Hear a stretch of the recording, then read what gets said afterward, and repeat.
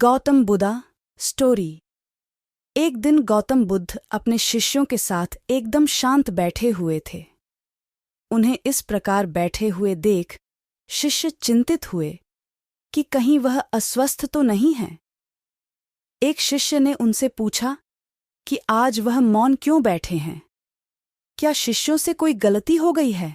इसी बीच एक अन्य शिष्य ने पूछा कि क्या वह अस्वस्थ हैं? पर बुद्ध मौन रहे।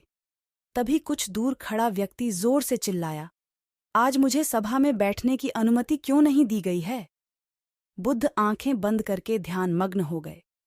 वह व्यक्ति फिर से चिल्लाया, मुझे प्रवेश की अनुमति क्यों नहीं मिली? इसी बीच एक उदार शिष्य ने उसका पक्ष लेते हुए कहा कि उसे सभा में आने की अनुमति प्रदान की जाए। बुद्ध ने आंखें खोलीं और बोले, नहीं, वह अछूत है, उसे आज्ञा नहीं दी जा सकती। यह सुनकर शिष्यों को बड़ा आश्चर्य हुआ। बुद्ध उनके मन का भाव समझ गए और बोले, हाँ, वह अछूत है। इस पर कई शिष्य बोले, हमारे आश्रम में जात पात का कोई भेद ही नहीं, फिर वह अछूत कैसे हो गया? तब बुद्ध ने समझाया, आज वह क्रोधित होकर आया है। क्रोध से जीवन की एकाग्रता भंग होती है। क्रोधी व्यक्ति प्रायः मानसिक हिंसा कर बैठता है। इसलिए जब तक वह क्रोध में रहता है तब तक अछूत होता है। इसलिए उसे कुछ समय एकांत में खड़े रहना चाहिए। क्रोधित शिष्य भी बुद्ध की बातें सुन रहा था।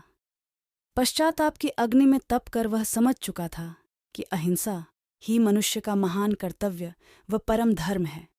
वह बुद्ध के चरणों में गिर पड़ा और कभी क्रोध न करने का प्रण लिया।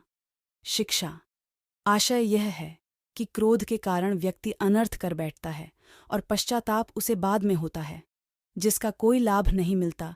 इसलिए हमें क्रोध नहीं करना चाहिए। असल मायने में क्रोधित व्यक्ति अछूत हो जाता।